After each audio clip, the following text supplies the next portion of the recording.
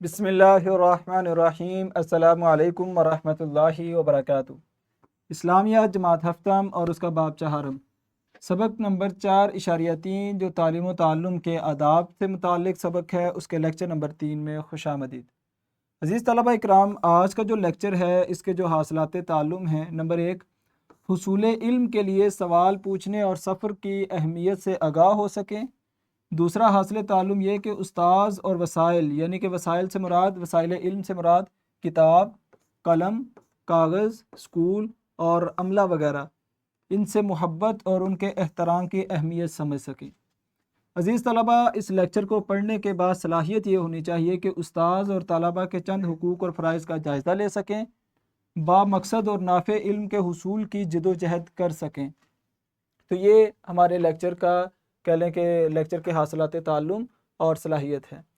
क़ब्ल अज़ पढ़ाइए आपके पास 2 से 3 सवालात हैं। इल्म हासिल करने का क्या मकसद है? इल्म के बगैर हमारी ज़िंदगी कैसी होगी? उस्ताद और इल्म के वसाइल की क्यों कदर की जाती है? तो ये 3 सवाल हैं आपके लिए।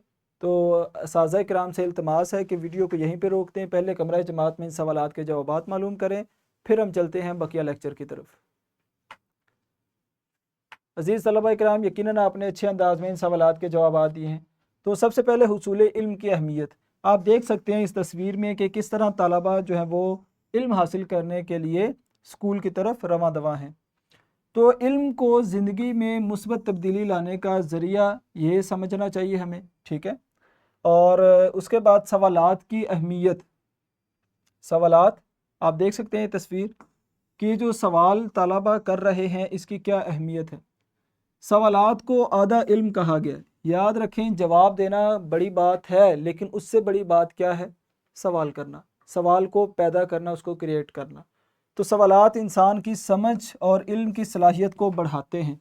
नबी अकरम सल्लल्लाहु अलैहि वसल्लम की हयात से सवालात की अहमियत का सबक मिलता है कि किस तरह जब वो सहाबाए किराम आकर आपसे मुख्तलिफ सवालात किया करते। सबसे बड़ी नेकी क्या है? मैं किसके साथ नेकी करूँ? बड़ा गुनाह क्या है? बड़ा फितना क्या है? क़यामत कब आएगी? क़यामत की अलामात क्या है? दीन के बारे में सवालात। आप सल्लल्लाहु अलैहि वसल्लम की सीरत हमारे लिए बेहतरीन मिसाल है कि आपने किस तरह उन सवालात के जवाबात भी दिए। सवालात का इल्म में किरदार क्या होता है? तो आप ये देख सकते हैं कि एक तालिब इल्म अपने उस्ताद से सवाल कर रहा है। सवालात सोच को मुतहर्रिक करते हैं। बच्चा जो है वो मुतहर्रिक होता है मेंटली तौर पर, कि वो क्लास में हाजिर होता है। उसके बाद तलबा को सवालात पूछने का हौसला देना चाहिए हमें भी, और सवालात से इल्म में मज़ीद बेहतरी आती है। इल्म के हुसूल के लिए सफ़र की अहमियत, तो बच्चे जो है वो सफ़र की अहमियत हम पढ़ेंगे। तो इल्म के लिए सफ़र करना इस्लामी तारीख़ में जो है वो इसको पसंदीदा अमल कहा गया। सहाबा किराम रज़ी अल्लाह ताला अन्हुम की ज़िंदगियों में इल्म के लिए सफ़र की मिसालें हमें कई मिलती हैं। इल्म के रास्ते पर चलने वाले को जन्नत की खुशखबरी जो है वो दी गई है।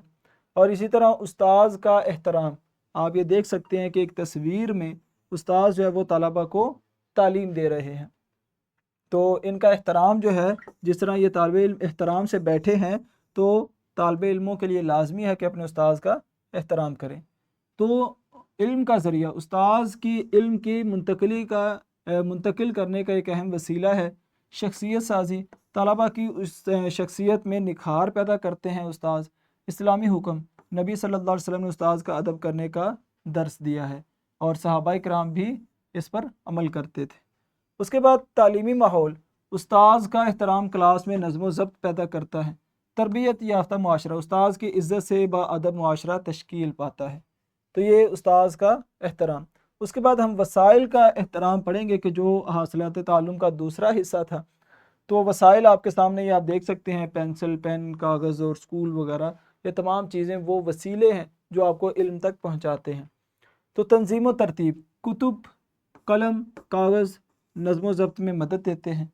इल्म के वसाइल, किताबें वगैरह का एहतराम करना हम सब पर लाजमी है।